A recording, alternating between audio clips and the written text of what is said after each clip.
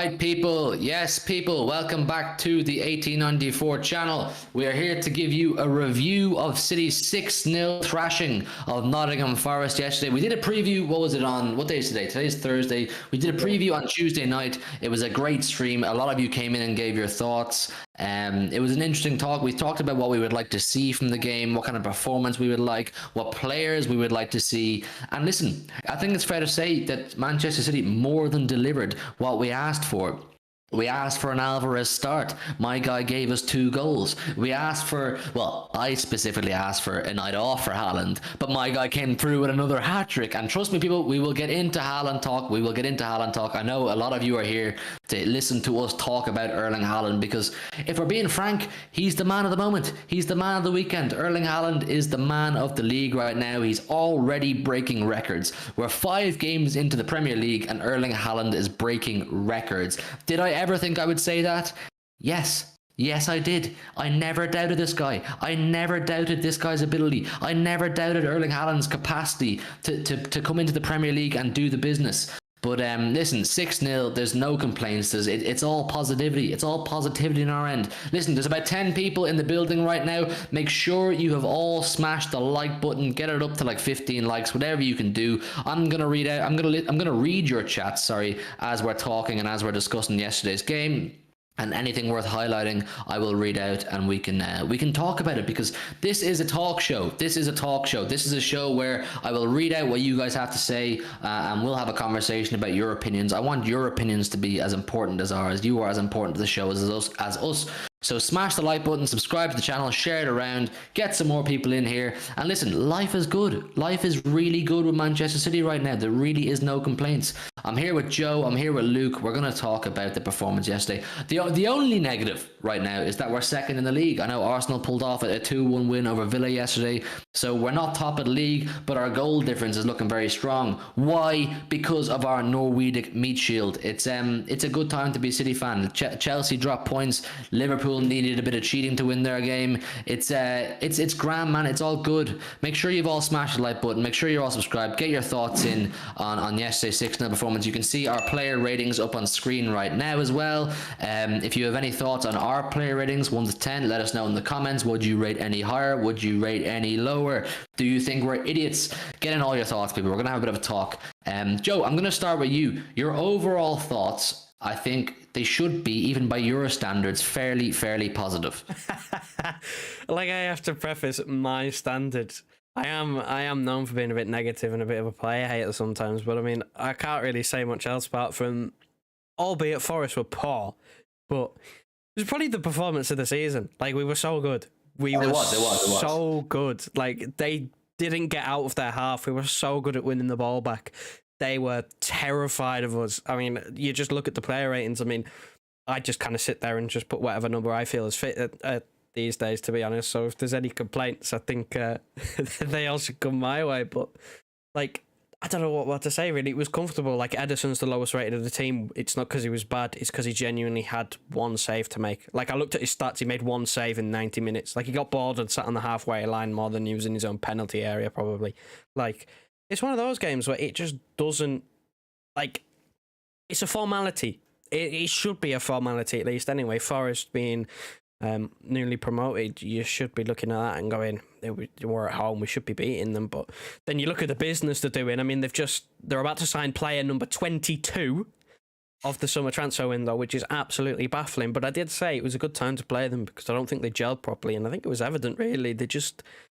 They look lost. They look lost on the pitch. I think the first 20 minutes they were nervy. I think their fans were also a bit nervy as well. They seemed to get louder the more they were losing last night. So I think it was just, for them, just a case of when rather than if. And I think as soon as it goes 2-0, you're kind of looking at, yeah, it's not our night. There's not a chance we're getting anything from this. And I think that was the tone, really. As soon as, I mean, we had one disallowed. Stones had a goal disallowed. You're looking at that and going, everything we seem to, put on target is going in, and that's not because Dean Henderson's a bad goalkeeper.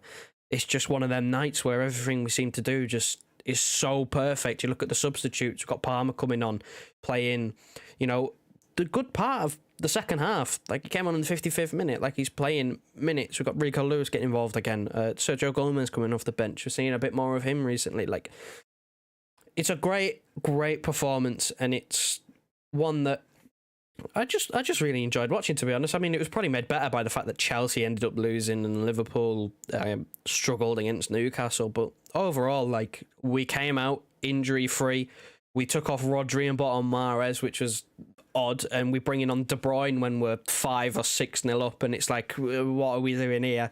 It's just one of them where you kind of look at it and go, nothing much could have gone better. We've escaped without any injuries, and that's all you can really ask for. I know Grealish has returned back to training now. Ake was back in training. Yes. Akanji's now through the door, so we've got bodies. We've got pretty much a fully fit squad. I think Laporte is the only one yet to come back, but like, we're in a good shape for the rest of the season, and we're going to need it. Champions League returns soon, 3 games a week. It's, give players a rest and rotation. You know what it is, yeah. I know for Forest it will look really negative. The whole thing will look really negative. They went to the Etihad, they lost 6-0, nothing went their way, blah, blah, blah, blah.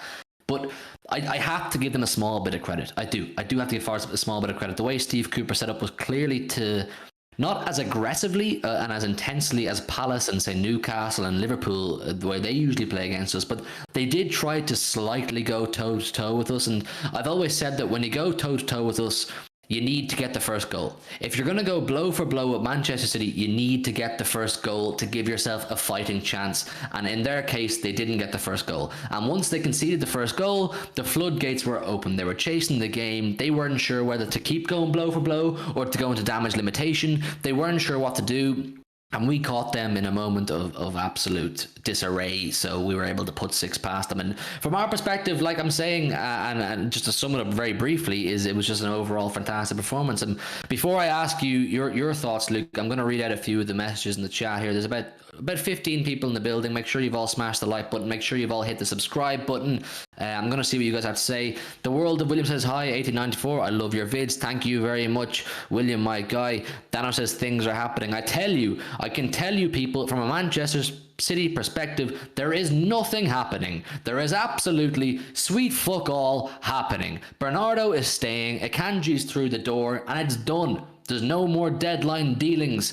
Manchester City in the transfer window are finito. I know it's deadline day and Chelsea are doing a madness and other clubs are signing players left, right and centre. We're done. We have our squad. We have our depth. We have our players. Shut up, Gerard Romero, and get back in your box. It's done. What are we saying? TD says, Hugh, why are you letting Grizz spread his mad City agenda on the Big Six? The Haaland and Ederson decisions were correct. The only mistake by the referees in the Palace game was IU elbow research. Listen, don't mind Grizz. Don't mind Grizz. He's very upset with the current state of his club. And if having a City agenda is all that gives him a bit of happiness, let him at it. Let him at it. But tonight, if you're on the Big Six tonight and you watch that, I will defend this club. If they have any issues over Manchester City tonight, I will be sure to give smoke and defend this club because there's absolutely nothing wrong. We've done absolutely nothing wrong. We are blowing everybody else out of the water right now with ease, and I will defend. So don't you let Grizz piss you off, TD. Don't you let him get in your head, because what's going on at his football club right now should be a much bigger concern than what's going on at ours. TD also says all these LFC fans are trying to do the whole Rodri handball thing again this season. Don't mind them. Don't mind those Liverpool fans, TD. I promise you, don't let them piss you off. We're on the right track. Focus on the positives. Manchester City smashing teams, Erling Haaland breaking records, and we're going to get into Haaland talk, people. We're going to get into Haaland talk. Don't you worry about that. Haaland is the main subject of tonight's conversation. Danner says, not only Haaland, Hugh, talk about Alvarez, he is cold in front of goal. Sergio 2.0 is loading, people. Sergio Aguero 2.0 is Central C loading. He's coming. MLK Alvarez was class 2. We're going to get into Alvarez, people. Alvarez, there's a conversation to be had there. Dashmesh says, yes, bro, Dashmesh, good to see you, my friend. He says, great win yesterday, predicted 3-0 without Haaland. Obviously, we can add 3 goals for Haaland when he plays. Listen, on the Big Six show, my prediction was 3-0 on the basis that I thought Alvarez was going to be our sole striker through the middle. I thought there would be no Haaland, so I said 3-0. I thought 3-0 was a good representation, a good scoreline based on the fact there would be no Haaland. But you're right, Dashmesh. Haaland coming in adds another 3 goals. That's where this guy's at right now. He's adding 3 goals on top of what would already be a formality. Hossam says Rico Lewis getting Pep's trust is amazing. I think we'll talk about Rico Lewis as well. I'm very impressed by him so far. Obviously, he captained the EDS last season, or the under-18s to their Premier League, and he's been given the trust of Pep to have a bit of game time this season. It's a good sign because, you know, Kyle Walker aging and that kind of thing. Dano says, how many goals has Haaland scored? I struggle to count them. That's probably why we signed Akanji. I don't know what the correlation is there, Dano, but I kind of get the... He's absolutely... he's a human calculator, Akanji. There's videos of him adding up ridiculous figures. Okay, right. JSK says, is this the UCL season, guys? Of course it is. Of course it is. We're winning it all this season. Why not? We're winning it all. Dash says, hope so. Just because the rivals can stop saying City has won the Champions League. Hassam says, Alvarez was great. If we didn't get Haaland, he would be more than enough, but we got him. JSK says, yeah, which just look too. Dennis says, yeah, you need to call out Liverpool's two controversial decisions that literally flipped the result. Listen, on the Big Six tonight, I will talk about that whole 98-minute thing. I will have my thoughts said on Liverpool tonight. So go to the Big Six at 10:30 tonight, and there'll be a good Liverpool conversation. But tonight, people, is all about positivity. It's all about the positive nature of Manchester City right now. And Luke, listen, I don't think in terms of performance it could have gone any better. We spoke about on Tuesday's stream how our defensive woes were a slight concern to us, and granted Forest didn't offer much on the attack, but everything they did, I thought our defenders did a good job, and in offense, in the attack, we were absolutely steamrolling. We were cooking. Exactly, mate. Yeah, I think at the back I wasn't expecting a lot. I mean, they had one chance, I think after 1-0 when Lodi hit the side netting. Apart from that, yeah, I think Forest is a team right now that has to understand what their best team's going to be with 22 new players coming in and massive change. It's going to be a bro. I think season for them is more about just trying to keep themselves up with all them players they've got. So I doubt Forest right now are a team you should be worrying about anyway if you're playing them right now. But the main thing is for us is that we've got the job done and 3 points. Like obviously we're second, we're not third, which is not ideal. Obviously we're top of the league, but Arsenal at some point will come unstuck. I'm sure of it. I mean, especially with Europa League coming up as well, and more games coming up, and the squad isn't as good as ours in terms of depth. I think at some point they'll sort of fade off back into like their fourth or whatever spot they're going to be, and we're back top of the league again. So Haaland incredible. Alvarez was unbelievable. Honestly, I think I wasn't surprised that Haaland scored 3. I mean, obviously I was probably actually start of anything, but the 3 goals he scored were just typical Haaland goals, and in the right place at the right time. It's just exactly what I wanted from it, from the whole game. I think just to get confidence in the team, especially going into such a busy couple of months now, coming up before the World Cup starts. It's important to get Haaland on form, Alvarez on form, both strikers scoring goals. This is a great time to be a City fan right now, and I can't wait to see how we're doing against Villa on Saturday as well. Listen, TD says, I appreciate your comments, Hugh, but a lot of people watch the Big Six, and if you're not going to clarify what actually happened in City games, people are going to listen to Grizz and the anti-City agenda grows. Listen, TD, I get what you're saying, my friend. I fully get what you're saying. But in terms of anti-City agenda, for me, I sit in a position where I simply don't care. I simply don't care about agendas against City. I know, if you're a City fan, that we are on the right track. We are doing everything right in terms of recruitment, in terms of playing style, in terms of formations, in terms of setups. We're doing everything right. If Grizz wants to have his agendas, that's fine. Listen, Grizz is my brother, man. Grizz is my friend. I have a lot of respect for Grizz. But if these people want to have agendas against City, they can fire away. And if they have questions to ask me, I'll defend this club. But if they want to push agendas that they have, let them at it. Let them at it. It's not our problem. And if I think they're being unfair, I'll call them out. But in terms of, I think what you're talking about is the Ederson decision last week, where your man's goal was disallowed because of the rollout by Ederson. I didn't care. I genuinely, I would have understood if the goal was given because of the nature of football, that these things happen. But I also understand why it wasn't given. It was a simply objective opinion. I wasn't bending over backwards for Grizz and allowing him to dominate me. It was just one of those things. Listen, I love Grizz. He's a great friend of mine. But if these people want to have opinions, let them at it. These are footballing guys. They're going to have their opinions, and I can't argue with them on every single one, especially ones as that went. But listen, Joe, I think we have to start. We have to start with Erling Haaland, a perfect hat trick, a second half hat trick. He was the man of the moment. 2 hat tricks in 2 games. It doesn't get much better. 9 goals in 5 games. We told Rory Jennings to suck his mum, and I'm going to tell him again, Rory Jennings, suck your mum. You predicted 15 goals at the start of the season. You said this guy would flop. You said this guy would struggle. You said he wouldn't adapt to the Premier League. You said he wouldn't adapt to Pep's system. 9 goals before September. 9 fucking goals. This guy is cooking. He's cooking, and he's cooking in the kitchen. Joe, tell me about Erling Haaland, man. This is as good as it gets. Can I just say before this, right? Just before I talk about Haaland, Nottingham Forest are signing another player. Player number 23. I'm sorry, I have to say this because that is ridiculous. They have signed an entire new first team squad. You know how ridiculous that is? Almost 2. Oh, wow. Wow, that is ridiculous. That's just what Haaland does to a team, I guess, then. They have gone and signed another 5 players after that, 1 for each goal. Even though it was 6. Anyway, look, first half hat-trick, now on the back of a second half hat-trick. Like, what more can you ask for? Perfect hat-trick. He has got 9 goals in 5 games. He broke a record for the month of August. He is already a quarter of the way to breaking the record that is shared by, I think it's Ronaldo, Salah, Suarez, of that. I think it's 32 in 38 league games. He's already a quarter of the way there. In fact, he's over a quarter of the way there because he's got 9 now. And we're in August. Like, there's so much of the season to go. I think the big question here is, can he stay fit?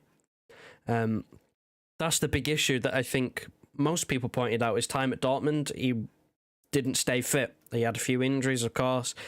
Many different reasons. He was a growing boy. I think he came in at like 6'3". He came here, he's 6'5". Like, the main thing is staying fit. I think he's only played 90 minutes once, if I'm correct, which is against Newcastle, and that's only because we weren't winning. I think all the other games he ended up, not completing the 90 minutes. So, Pep is managing him. He is managing his minutes. He's making sure he stays fit and he gets the best out of Haaland week in, week out, and it's working. He's, again, 9 in 5. He's breaking records already. He's been playing football in the Premier League for a month, and he's literally breaking the league. He's turned the league into the Bundesliga. We have Bundesliga'd it. It's not fair. It's a cheat code. We shouldn't be allowed to do this. Talk about sports washing all you want, but this guy was 51 million, and he's broken English football already. Like, it shouldn't be happening. It shouldn't be happening, but it is, and enjoy it. You just got to enjoy it. Like, what else can you do? It's a formality now. He'll miss a sitter and he'll go and he'll laugh to himself and he'll smile to himself, and then he'll hit a hat trick in the second half.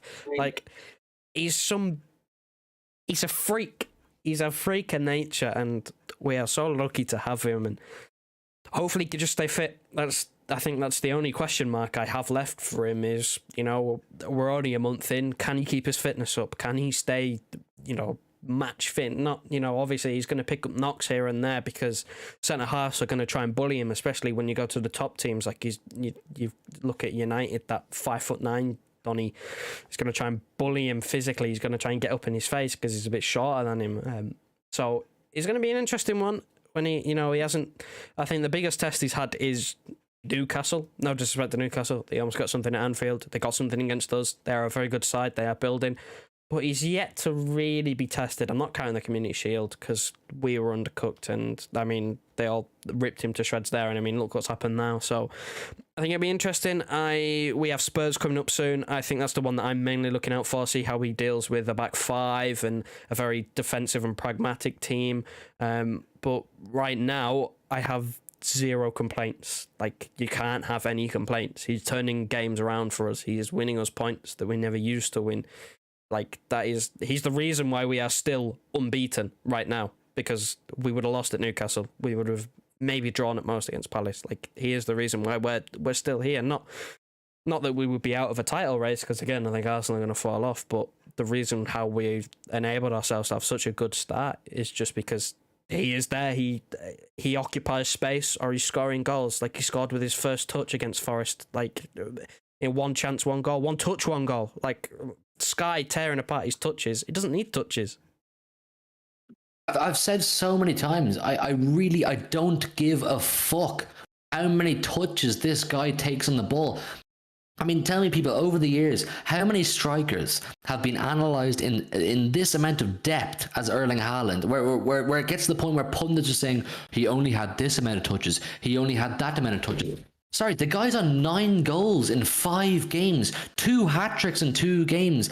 Last time this happened, the quickest player before Haaland to get 2 hat-tricks, it took 21 games. It's taken Erling Haaland 5 fucking games to get 2 hat-tricks and 9 goals.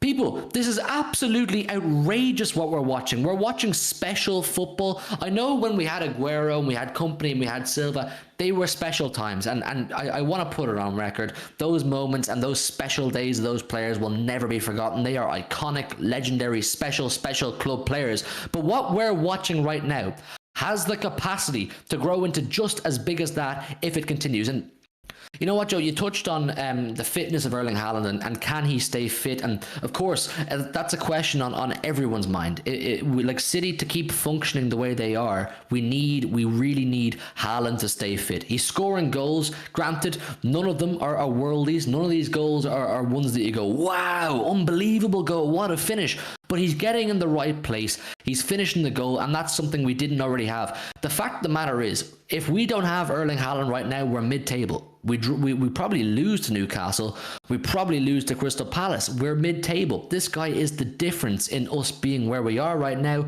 and where we probably would have been without him. If we don't have him, we're talking about right now another slow start from City. City have started the campaign slow again. When are they going to get their run together? And we're all sitting here kind of in a panic going, when are we going to get our run together? Because it's not looking great. This guy is the difference. And you know what? Managers are probably ringing each other saying, how on earth do we stop this guy? How on earth do we stop Manchester City feeding this guy the ball? Do we stop his supply? Do we cut off De Bruyne, Gundo and Bernardo from supplying this guy? Do we just congest him? They don't know what to do. And you're right, Joe. He's brought this Bundesliga feel from Germany into the Premier League with the way he's scoring goals. It's absolutely unbelievable. Genuinely, I don't even know what more you can say about this guy. We're absolutely blessed to have Erling Haaland in our team. Perfect hat-trick, right goal, or right foot, left foot, and a header. I think the header was possibly the most impressive of all the goals that he scored yesterday because of the height he jumped. It was Ronaldo-esque height that Erling Haaland had to reach to win that ball. He's up against 2 big centre halves and he overleaps both of them. Luke, Erling Haaland, he's the man right now. Oh, he's the absolute man. I've been waiting and so excited to see this man play at this club as soon as we found out that he was joining him. Now, granted, that's one of the only ones the fans confident that he was going to come. I understand, obviously, we've been hurt before, obviously with Harry Kane, Ronaldo last summer, but to finally be able to get a player of this quality who's going to be scoring goals week in, week out, or most games week in, week out, is absolutely incredible. And I'm not asked at all about the quality of goals or touches he has. We need him to be where in the box, either a tap in or a rebound, whatever. Like that's what he's there for. Like this team was good enough without him to win a league title. This team is not good enough to win, I reckon, 3 or 4 trophies now a season because of him. He gets those kind of goals where, let's say, when it's 1-1 or 2-2, and the team's defending. Obviously, defending really, really well, and we can't get through. He's the man to bring that team down, and that is a quality that we desperately needed for a long time. Aguero was good at that, not always good, but Haaland has that kind of physical presence where he can get a header, he can get in there and get a goal and nick a goal out of nowhere, and that's what we need. He killed the game off in about half an hour. Like it was literally 36 minutes. About 36 minutes. Yeah, literally, it was done. And after that, it gave Alvarez a chance to get his goals and get Cancelo's goal, absolute beauty. Brilliant goal for the start second half. This is the kind of player that we needed for a long time, and I'm happy we got him, especially for the price as well. £51 million is an incredible bit of it. I don't care if there's a release clause. It's still ridiculous business to get a player of this quality for that amount of money. So I'm looking forward to what he does next. I've obviously can see him breaking the record, and yeah, I can't wait, man. I'm so excited to see more of him. Listen, with Haaland, it's an acquisition that just shows the ambition of our club. It just shows the direction that our club want to move in. It does like when a club is on top and they're winning. We won 4 out of 5 Premier Leagues. It's very easy for Cheeky and Ferran Soriano to turn around to Pep and say, "You have a winning team. Like we don't need to do a huge amount. Keep Sterling, keep Jesus, keep Zinchenko, keep doing what you're doing. It's all going great. Don't worry about it." No, we are a club with serious ambition that wants to keep breaking boundaries and keep moving forward. And we can talk about how the price of Haaland was absolutely fantastic, 51 million, and it was like to get Haaland, his realistic market value is in or around 150. Let's be real. Haaland's market value is 150 to 200 million, somewhere in or around there. So to get him for 51 is fantastic. But to bring in a player of his quality, of his caliber, that people had doubts over. We know this. You know this. I know this. People had doubts over. Our club proved that those doubts are wrong. Erling Haaland had proved that those doubts are wrong. It's genuinely it's something special we're watching here, and if this can keep going, we're on to really special things. The question mark over Haaland was, can he hit the ground running? There was no question mark over can he do it, because everyone knew Erling Haaland can score goals. Everyone knew Sig could create goals for Erling Haaland. It was just a matter of, can he hit the ground running? How soon can he get into his flow? And even this early into the season, we've seen it. He scored the most goals in the month of August ever. He's the quickest player to ever get 2 hat-tricks, and I have no doubt that he's going to be a Champions League trump card for us as well. But listen, what are the people saying? TD says, sports washing by definition doesn't exist. As soon as people keep talking about it, or sports washing to work, it needs to generate positive PR, not negative, i.e. everyone talking about sports washing. Listen, we've been investigated time and time again, and sweet fuck all has come out of it. They can call us sports washers, they can call us market inflators all they want. We're not. Market inflation is what you're seeing in front of your eyes right now in the last week. Manchester United paying 100 million euros for Anthony is market inflation, and they'll be the exact same people to complain about market inflation when they are the culprits that are the reason why it's happening. The reason why they are paying so much money for these players, what is it? 80 million for Wesley Fofana from Chelsea, 65 million for Cucurella. This kind of money is the reason the market is going up and up and up all the time. But we are finding bargains. We are finding Julian Alvarez for 20 million. We are finding Erling Haaland for 51 million. We're finding Calvin Phillips for 40 million. All these signings are an example of shrewd business from Manchester City Football Club and why we are run different. The reason we are run different is the reason we are winning trophies. Dennis says 51 million, but what's that? But what about the money we gave his dog and the TV license we bought him? Listen, people will throw in side pieces, people will throw in different narratives, left, right, and center. You know, I know what the actual figures are. Let them complain. They're just bitter rivals. I love Mahrez, but our best front three is Foden, Haaland, Alvarez, says Dano. I don't agree with you right now, Dano. I don't agree that Alvarez is part of the best front three. Do I think Alvarez is a future superstar? Of course I do. Do I think he's part of our best front three right now? No, I don't. I still think he has a few tests to go through, Alvarez. Mentality tests, big game tests, before you say he's part of our best front three. I still believe that our best front three is Foden, Haaland, Bernardo. TD says Akanji will start versus Spurs to stop their counters. You heard it here first. Then it says Hugo Sanchez scored 38 goals and 38 touches, or in 38 touches. When he does it, it's huge achievement, but apparently when Haaland has few touches, it's a problem. Don't mind that. Listen, there's loads of chats coming in. Joe, what is the ceiling for Erling Haaland, man? He's breaking records already. I don't know what to predict anymore with this guy. We said during the saga of City trying to sign Erling Haaland, the sky is the limit with this guy, and now it looks real. It's like it's one. I don't know. Is it imposter syndrome or what kind of syndrome it is, where you don't believe what you're seeing, you don't believe what's in front of you. I don't know what to predict with this guy anymore, because he's even outdoing me. When he scored his hat trick yesterday, we went 3-0 up versus Nottingham Forest at home, and I still sat on the couch and I went, oh, this is outrageous what I'm watching. Joe. Ballon d'Or level. You have to consider Ballon d'Or level. Not for this year, obviously, because they changed the way it works around. I think the Ballon d'Or is based on a season instead of a year now, so he won't win it this year. But if he gives this up, Ballon d'Or level, no less. Like, if he was doing this for Real Madrid, everyone would be going, oh, Ballon d'Or, give him the Ballon d'Or. Him and Benzema's illegal and all that sort of shit. Like, we've slowly started to work our way to getting these awards in in our own league, like the Premier League Player of the Season, like awards like that in our own domestic league, where we have a little bit of bias now. We used to always say that City never used to get awards, we never used to get players in the team of the season, we never used to get the recognition, and we still don't for the most part. Like, I think that's the one thing that will probably stop Haaland, because he plays with us, he plays with so many other world-class players, that it's like, unless he's scoring a hat-trick, it really is hard for him to stand out, because he can score two, and it's like, yeah, but De Bruyne got 2 assists with it, or Alvarez scored or something. Like, there's so many other players in this team that'll do something that can actually, you genuinely need to do something spectacular to stand out, and he's doing it right now. It's not going to continue. He's not going to score hat-tricks game after game after game after game. That is utterly, utterly ridiculous. Like, as much as it's funny to go, yeah, well, he's got a hat-trick there, and he's got a hat-trick there, and he's going to score another one here, and it's not going to happen. That is ridiculous. It's never happened in football before. And for as good as he is, and for as good as his ceiling is, it's not going to happen anytime soon. But it is. He's playing at a Ballon d'Or level. He's got more goals in games. He's almost averaging 2 goals a game. Like, you can't really get much higher. Like, who else is doing that? Who else is doing that? Like, who else is doing? Like, Mbappe's not doing that in the French Uber Eats league. Like, Erling Haaland is doing this in what is the most competitive and hardest league in the world. Look what the other clubs are doing in this league. Look at the players that they are signing. Look at the deadline day. Deadline day today was absolutely mental.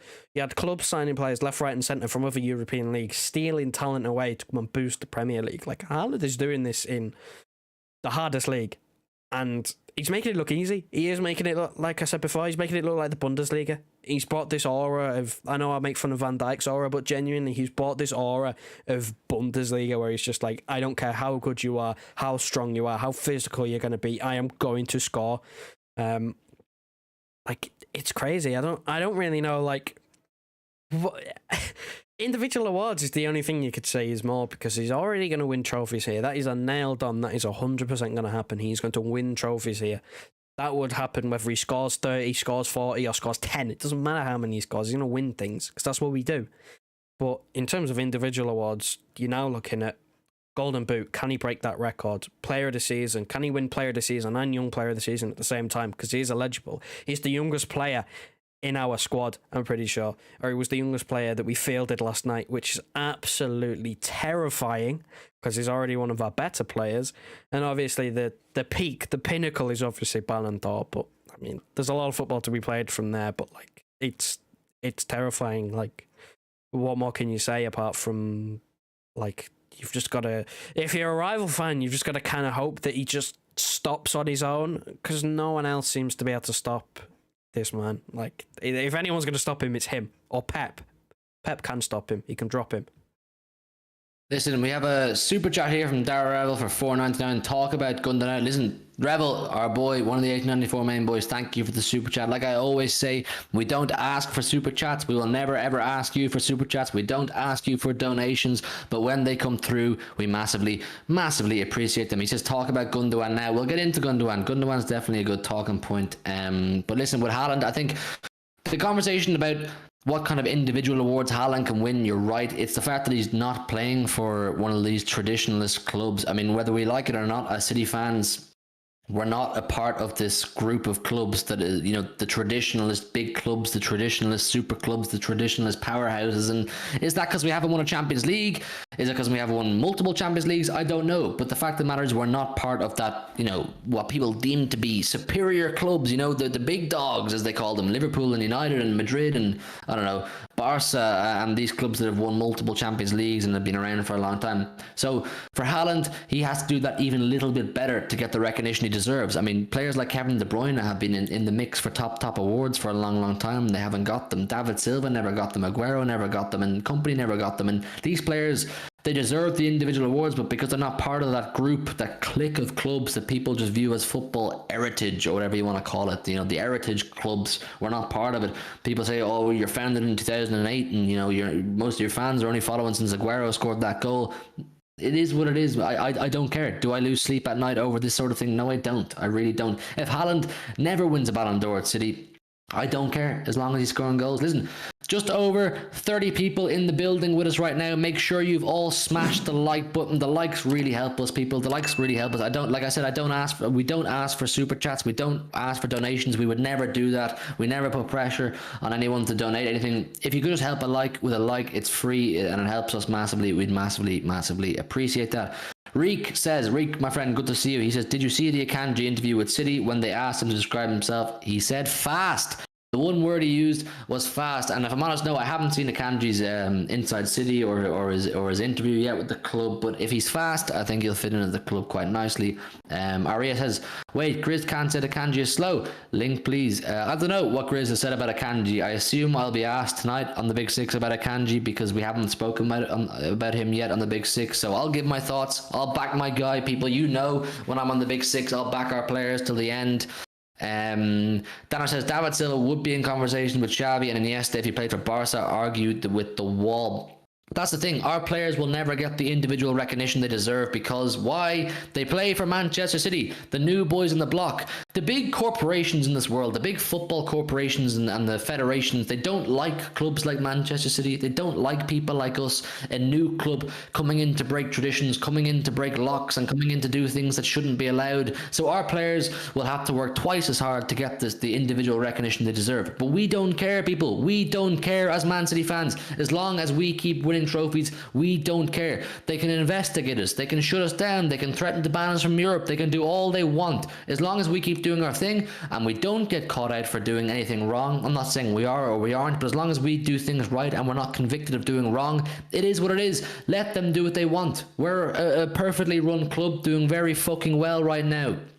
Dashma says, we are making our heritage. 10 to 15 years from now, we would have more heritage than Arsenal and Chelsea for sure. I agree. I don't see why not. I mean, where I'm from in Dublin, growing up, I've said this to you guys multiple times that when I grew up, all the kids in the street, they wore United shirts, they wore Arsenal shirts, they wore Liverpool shirts, and they somewhat wore Chelsea shirts. Nowadays, I'm seeing more sky blue. I'm seeing more of these shirts knocking around. What we're doing is organic and it's nice. Dennis says Milan, Juve, Nottingham, Villa, etc. used to be part of the elite group of clubs. Things change and we will become one of the powerhouses. Other current ones will probably drop out of that group. TD says yes, Grizz said it on Saeed's channel. He said slow like Demichelis. Listen, let Saeed, let Grizz shut down our players all they want. The fact of the matter is, even though Akanji hasn't kicked the ball, we still have 4 centre halves that shit all over all of theirs, with the exception of Van Dijk when he's on form. All of our top 4 centre halves shit all over all of theirs, with the exception of Virgil van Dijk. That's simple as. They're worried, they're nervous, they're very worried that City have had such a good fucking transfer window that we're going to keep dominating. Let them at it.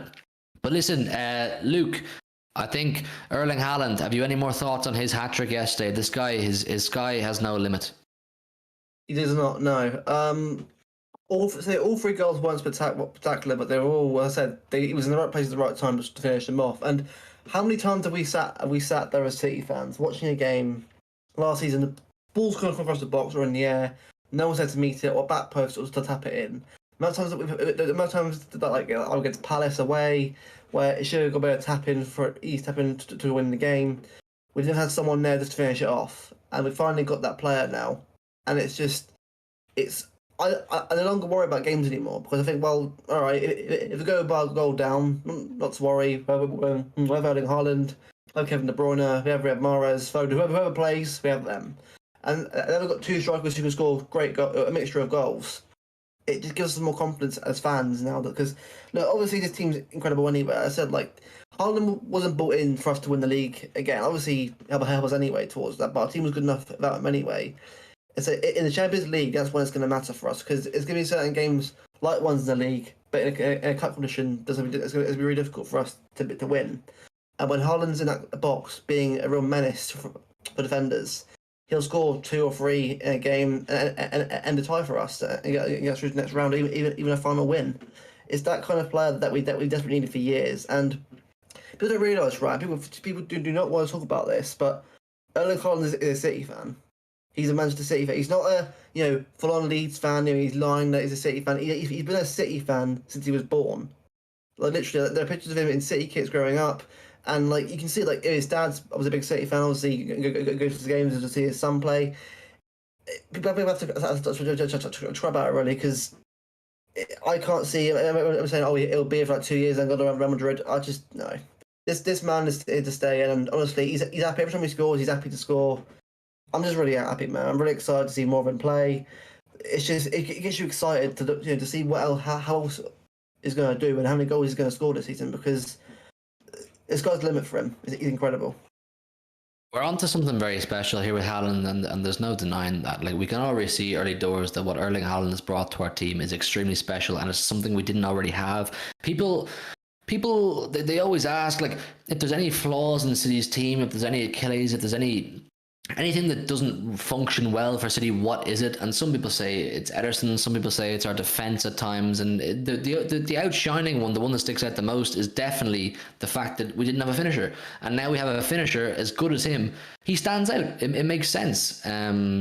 It's a special thing with Erling Haaland, and I have no doubt he's going to go on to do even more special things. But I think with Haaland, the case has to be closed for the minute. I don't know what more you can say about him. We're on to a seriously special thing. It's just about for Pep using him properly. And we've seen with Pep, I don't think Erling Haaland has played a full 90 minutes yet for Manchester City. I think we're seeing this, and the conversation over Haaland's fitness is, can he do it for a whole season? Can he avoid a long-term injury? Because he obviously had a lot of injuries at Dortmund. Why? Because he was the main man at Dortmund. They had very little or no one else at Dortmund to do what he could do, to give them an attacking outlet. So they had to play him for 90 minutes every single time he was available. We now have Julian Alvarez. We now have wingers. We now have midfielders that can provide goals. We saw Cancelo's screamer last night, and Julian Alvarez, we're going to get on to him.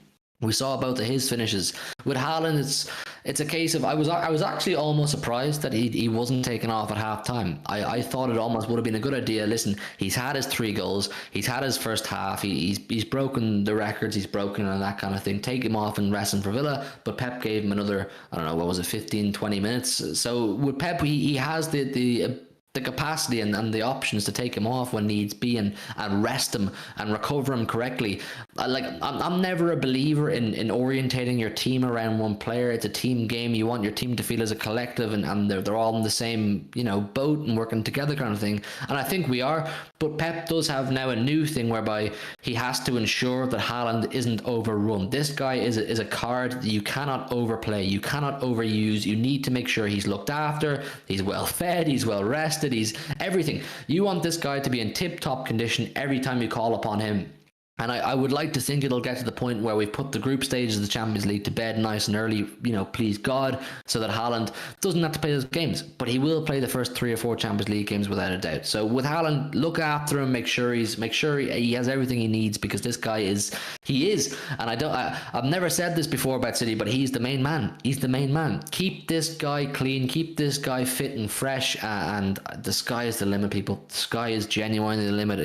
People talk about, can City go invincible? Can City break 100 points again? And my answer was always no. My answer was always no. You can't do 100 points again. My answer was no. You can't do invincibles again after Arsenal. But with Haaland in your team, I'm not saying it's gonna happen. I'm not saying it's a thing that we should think about. I'm just saying the sky's the limit. Anything's a possibility. Keep this guy fit and fresh. Anything is a possibility. Dr. Footy Call Faming, good to see you, my friend. He says, the latest documentary episode gave me mad PTSD, but we go again. John Coster says, yo, good to see you, John. Haaland isn't match fit, so Pep is giving him more minutes to get him sharp for next month. If this is Haaland not match fit, I'm scared to see what Haaland is match fit. I'm scared, man. Condolences to people who don't give him the captaincy on FPL. Listen, if you're not captaining Erling Haaland on Fantasy Premier League, you can write yourself out of your league. It's finished. I don't know about you lads. Pep will play Haaland every game because Haaland's on fire and you don't bench a match ready Haaland. I agree. I think Haaland will start every single match, but will Haaland finish every single match? Absolutely not. And we've seen that so far already. Haaland will not do the full 90 minutes because he comes on, he gets his goals, he gets us our 3 points. I know Newcastle was a different story, but then you take him off. You don't overplay this guy. When you have a trump card, you don't overuse it. You don't overplay it. You keep it fresh and you keep it healthy. TD says Haaland won't start this weekend. I think he will. I think Haaland will start versus Villa. I think once again, if he'll play 90 minutes or not is a different question, but I think he'll play. Dennis says, we're going invincible with 100 points and winning the quadruple. Listen, please God, man, please God, why not?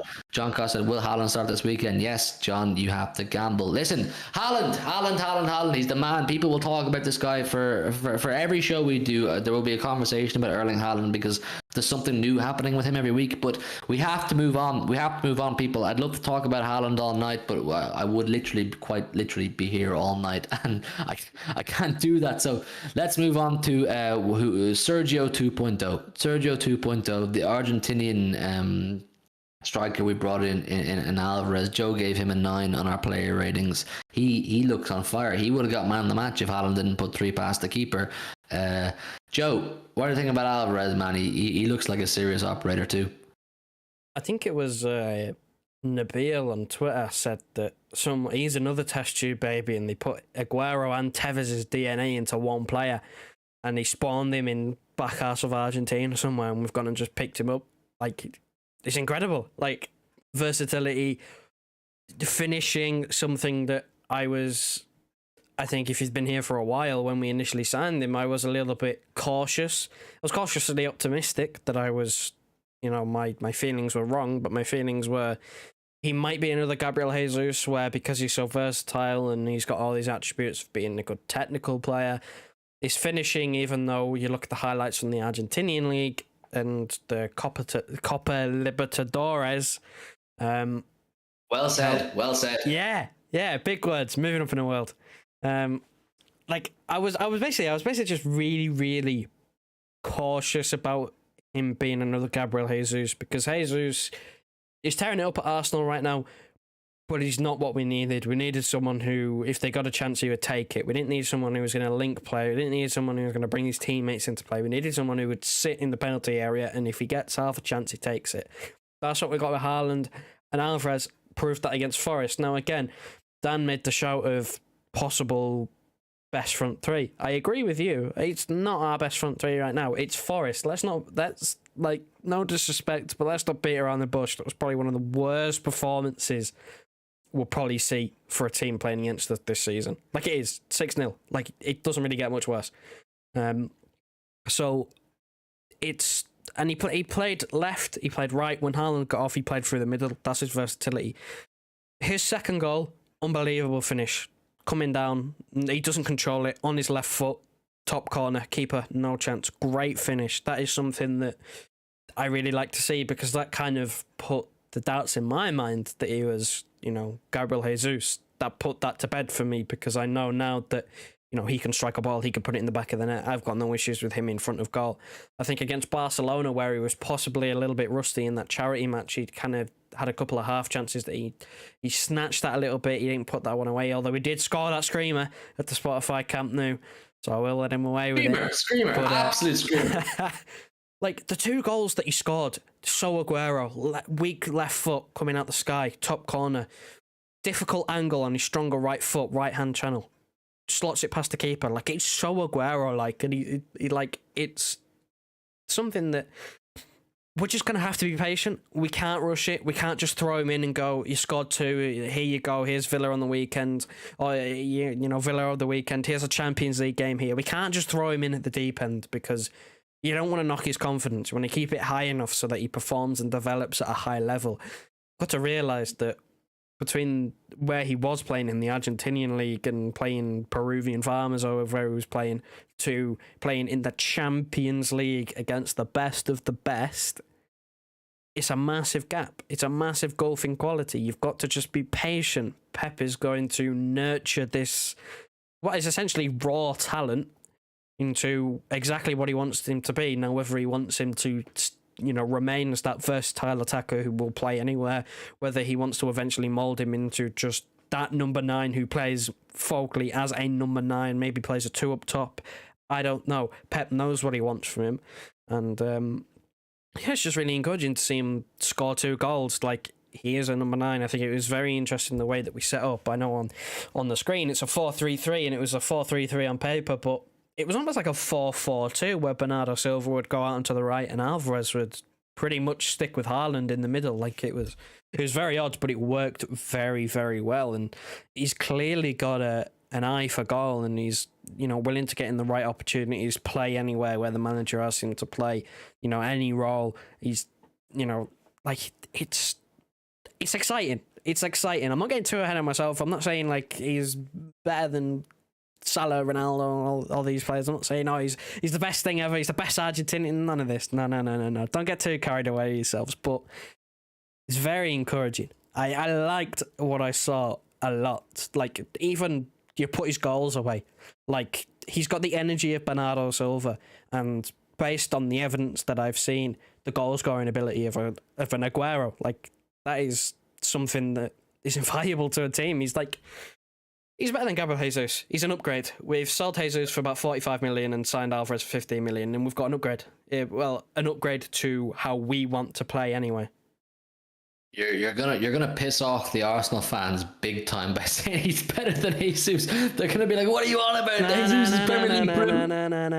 No. He's better for us. Alvarez will be better for us than Jesus was for us, because he's a better fit. I'm not saying he's the better player. Please don't come for me.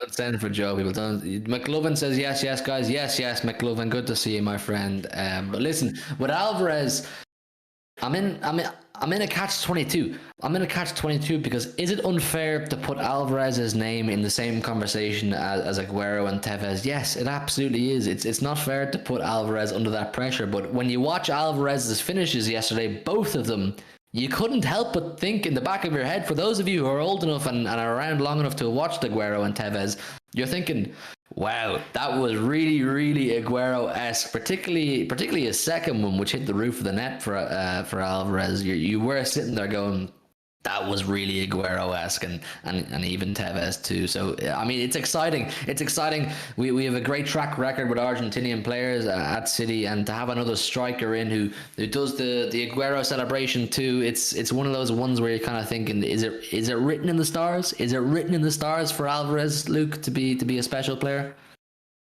I think it is. Yeah, I mean, I think his first goal that he scored, right? It reminded me of the goal I think Aguero scored against West Brom. I think it was in Pep's first season when he scored, I think, 2 in the first half.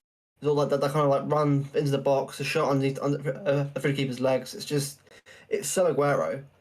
Obviously, we can't say he'll be as good as Aguero, but you can watch him and the kid is incredible. Like, we signed him for was it for at an age where if it's like a year younger than Aguero came. So I think Aguero came at 23, I think, when we signed him. So we've already got a player of Alvarez's quality at such a young age. Obviously, such a good player, such high, promising. £15 million is a steal, absolute bargain. The fact that we've got both Haaland and Alvarez, both for a combined price less than what you managed to pay for Anthony, you managed to pay for Harry Maguire. It's hilarious. Like, it's crazy how far this club has come from playing big wages and big deals at the start of the Sheikh Mansour era to now. It's just incredible. It shows how far we've come, and it's just I'm so excited to see where Alvarez goes. Obviously, Haaland, I think we all knew Haaland would be incredible, but no one is doubted, unless you're an idiot, no one doubts that Haaland would dominate in this league or be so good, because he's physically strong. But Alvarez, for me, was the one that I was so intrigued to see how he would do, because obviously I was the Aguero links, and I understand that, but when you watch him play, he's so versatile. And Aguero I wouldn't say was that versatile. Obviously, he could sort of come back and do a bit of work for it, obviously, as sort of tracking back. But what Alvarez can offer on the right, left, and even at striker is something different to what Aguero offered for City under Pep. And obviously, I'm excited to see him play, obviously, in the Cup games, obviously in the Champions League as well. Just to see this guy develop under a manager like Pep Guardiola is exciting. And it's just, it'll be a massive fan's favourite. Obviously, Haaland already is a fan's favourite, but Alvarez will become a real cult hero over time. Just like Aguero became, obviously, a legend at his club. I'm excited to watch Villa. I'm excited to watch every game. Alvarez is incredible, man. I'm so excited to see what's to come for him. We're always excited to watch games, and we always have been over the years, because without being too arrogant, like, we always expect to win games, but there's even an added element of excitement now when you have Haaland on the pitch. I mean, the world's eyes are watching Erling Haaland, and whilst Julian Alvarez is still probably a bit unknown to the world, we know as City fans what he's capable of. We've been watching this guy since last January. We've been tracking his progress, and to finally have him in in our squad and last night in our starting 11. We want to see what he can do, and we want to show the world why we've picked up Julian Alvarez since we've signed him. We want to show the world why this guy deserves to be where he is, and last night he did that. Both his finishes absolutely clinical. The first one was just a typical striker's finish. He gets the ball, he could have squared it for Haaland. Let's remember that, people. He could have squared it for Haaland to get a fourth, and a lot of us are probably sitting there saying, square it for Haaland, let him get his fourth. But no, he said, listen, this is my stage too. I'm not here to just be a side man to Erling Haaland. I'm here to make my own case. I'm here to prove myself as well. And it took balls to take that shot off, because it was an easy goal otherwise. If Alvarez had missed that first goal, we would have all been sitting there going, oh, you should have just squared it to Haaland. Like, it wasn't a life or death. It wasn't going to cost us any points. But in terms of performance, you would have said, oh, just square it to Haaland. But no, he finished it, and he finished it with ease, and it looked natural to him. This guy's a natural striker. He was the best striker in South America for a reason, and his second goal, likewise. He had no right to score that kind of goal. On the half volley, sticking into the roof of the net from that angle, defenders in front of him. Alvarez, man, he's going to be a special player. We have a really special squad right now, and listen, we're just blessed. Mo Nasser Al-Din says, up the Blues. John says, stand up if you're ahead of Liverpool in the league. Listen, about 45 people in the building with us right now. Do us a massive favor if you would. It's free to do. Just smash the like button, subscribe to the channel if you're new. These streams are popping off every day, people. These streams are getting bigger every day. There's more and more of you coming in to say hello, more and more of you sharing your thoughts. Just hit the like button, helps us massively, and make sure you are subscribed to the channel. We're on the road to 4K subs. We'd massively appreciated any of your support. Dash Mess says, Hugh, we've got the net spend trophy this season. Remind the lads in the Big Six. Listen, I guarantee you, people, tonight on the Big Six, the talk about transfers will arise. We will talk about transfers because Chelsea's spending stupid money. Man United spending stupid money. Liverpool have just bought a player or two as well, and it's gonna arise, the transfer talk. And I will be sure to remind them that Manchester City are still in a net spend surplus. We have sold more than we have spent. This club is top of the league, looking top of the range, and spent no money. No fucking money. This club is doing everything right. No one can chat to us. No one can talk to us about anything. We are as good as it gets right now, people. Manchester City absolutely slamming it. Owen, the editor, says that last night's team looked good. That was a very good game, and although it's Forest, we played incredibly good. That's the thing what we're saying. Like, there's nothing negative to talk about in last night's performance. Like, we spoke about in our preview, we said, defensively we want to see improvement. And defensively, even though there wasn't a huge amount to do, we did see improvement. I was very impressed with Kyle Walker. And it's small things, people. It's small things with the defense that you get excited over and you get happy about. Like, there was one or two times where I saw Kyle Walker would make a block. Ruben Diaz would run straight over and high-five him. And you're seeing that unity again. You're seeing that cohesion again. The players are working together, and a block or a goal or a big challenge is as big to the defenders as it is to a goal to the strikers, and that's what you want. You want your defenders to feel massive after a big challenge, to feel absolutely huge. That's real cohesion, that's real team spirit, and that's what we saw last night, and we want the defense to keep building off that. Now granted, we're not going to get too carried away because it is Nottingham Forest at home, but it's these little things, people. It's these little things that you say, yes, this is an improvement on what we saw last week. And that's all we wanted. I said in the preview, I just wanted improvement, and fuck me, I got improvement. Dr. Fuddy says, Alvarez, our UCL trump card. Alvarez is a trump card against everyone. People will keep sleeping on Alvarez, maybe less so, a little bit, now that he scored 2 goals, but people don't know what's going to hit them with Alvarez. He offers a completely different dynamic. Kaida Costa says 100 mil for Anthony. Listen, they are the inflation merchants. They are Manchester inflation is what I would call them. They are the reason that they're being forced to spend big money for players. Them and Chelsea are the reason that there's big money being spent on players. Dash messages, KDB was a substitute, still the midfield was great. Listen, with De Bruyne, I put up a tweet last night. I said we're 5-0 up at the time that I put this tweet up. I said we're 5-0 up, and Forest are looking at Kevin De Bruyne coming off the bench. Joe, you have to feel bad for them, but it's also just a testament to our strength and depth.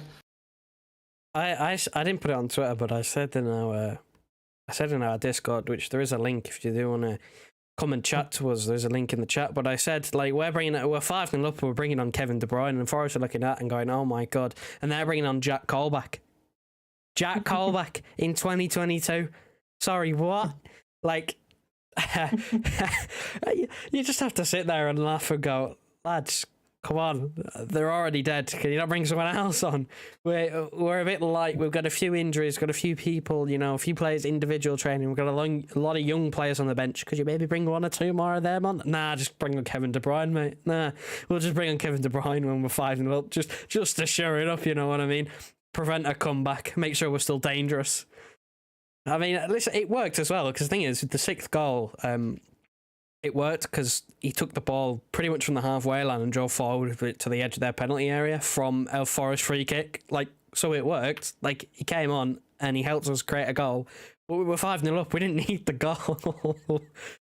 It's utterly ridiculous that we can go, you know what, De Bruyne, you take a rest for a game against Nottingham Forest. You rest up for Villa on the weekend. You know what, we'll just play you for 20 minutes. And then Pep goes, no rest. Stick it into them.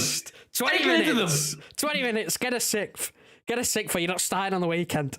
It's utterly ridiculous how we can go, yeah, you know what, you drop out. It's all right. We'll still win we'll still have 5 goals by the time we're even thinking about bringing you on. It's okay. It's all right. It's fine. It's terrifying. Again, there's so many terrifying things. If this squad can keep fit, like we have had over the last couple of years, we have had our injury issues. Let's be real. We have had defensive issues where we've had centre halves missing. We have had issues with, De Bruyne usually does get an injury that keeps him out for a month. We've got a few players who are like that. Stones is injury prone. Haaland so far in his career is injury prone. So Calvin Phillips, who we signed, injury prone as well, you'd say, with him, who's currently injured. So, it's all about staying fit. And if you've got the depth that we have, not the numbers, we've been through this multiple times. We don't have the numbers, but the quality we have to be able to just rotate and go, we like to operate with a small squad. We've seen it for the last couple of years. Pep doesn't really like big squads, or he must not like it, because we usually have tiny squads and go, why aren't we just signing a player? But the ability to just go, you know what, you drop out for a game, we'll be all right, we'll still win 4-0, 5-0. What can you do? What can you do? I mean, we constantly say, you constantly see the how can we compete mob going out on Twitter, how can we compete? They can drop De Bruyne and win 5-0, bring him on and get a 6th. It's matches like that where it's just so crucial to the season, being able to trust players to come in and still to blow teams away. That is how you win all the trophies. If you can have a squad where you can rotate 3 players every game, it's not a case of, we play 2 big games, we play the same team back to back. Pep always makes 1 change, or maybe 2 changes, something like that. He always changes something. To be able to do that in the big games and still come away with wins and still come away with trophies is why we are so good. We are the best in the business. Across all criteria, we are the best in the business.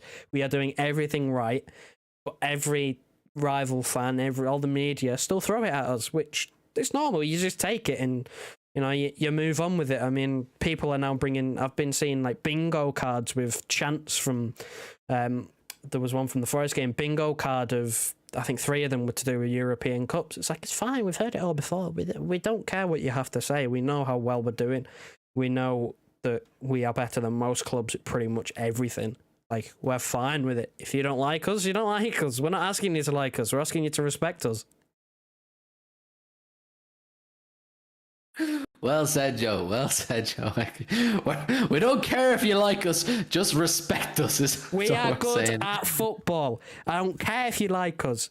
Just please give us our credit. And no sports washing, please. Thank you. They'll throw it on Newcastle. They've got the money now. Listen, there's about 40 of you in the building. Make sure you've hit the like button. Make sure you subscribe to the channel. Get it up to 60 likes. We're about 4 likes off 60. Make sure you've hit the like button. Get it up to 60. The support is massively appreciated. It's great to see so many of you in with us tonight to talk about the fantastic performance yesterday from Manchester City. Dash says Cancelo really needed that goal for his confidence, and his outside the boot cross was ridiculous.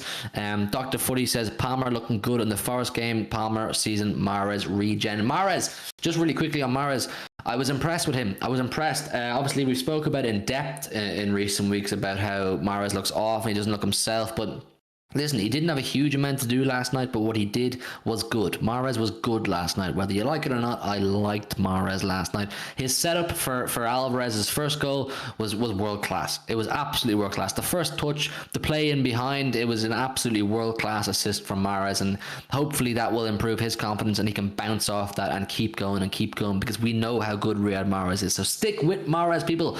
Owen says, if you haven't already said, what do you think about Akanji? Will it not cause centre-back problems when Laporte and Ake become fit? No, I said the other night, Owen, so we haven't spoke about it tonight, but I said that with Akanji, I think he knows his role. I think he knows that he hasn't come in to essentially overtake Laporte or Ake or Stones or Diaz. He's there to provide support. He's there to be an extra body in an area of the pitch that we have an ongoing injury crisis. I mean, it's very, very, very rare we have all of our centre-backs fit and healthy, so Akanji is simply going to bring in his experience. He's going to bring in his knowledge of the game. He can help the younger centre-halves, and he's also an extra body when we need one, because like I said, there's a lot of injuries in centre half area all the time. Football Ferreira, big up to you, big up to you, amazing people, big up to you, Football Ferreira. It's great to see you, my friend. I hope all is going well.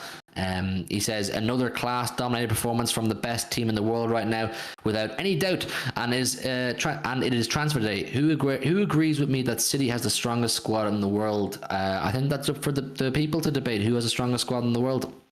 Dashman says Mahrez is the best controlling the ball off the air. Long range passes gives us a great option to switch sides.